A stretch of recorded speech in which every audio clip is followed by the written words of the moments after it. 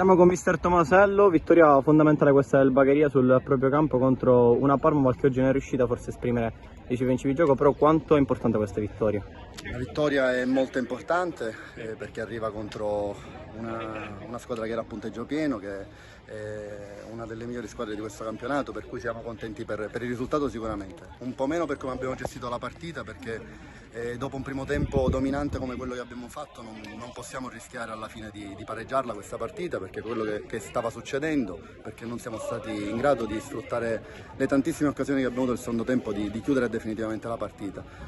Questo è un aspetto su cui dovremmo lavorare tanto con i ragazzi, perché questo è un campionato molto equilibrato che si gioca sui singoli episodi e partite come queste non si può rischiare di non vincere sinceramente. Ecco, sicuramente la partita è iniziata all'espulsione del loro portiere, di Tarantino, ma quanto è da rimproverare a questi ragazzi se comunque diciamo, non diminuisce la prestazione che avete fatto, le occasioni sprecate sul finale, no? Ma io rimprovero i miei ragazzi perché i miei ragazzi ancora non hanno capito quanto sono forti, devono capirlo, devono